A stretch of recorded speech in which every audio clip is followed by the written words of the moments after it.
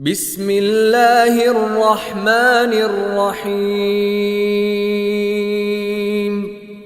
القارعة ما القارعة وما أدراك ما القارعة يوم يكون الناس كالفراش المبثوث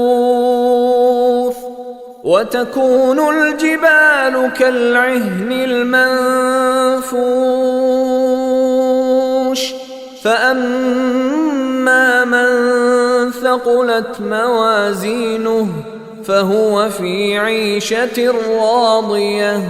وأما من خفت موازينه فأمه هاوية وما أدراك ما هي نار حامية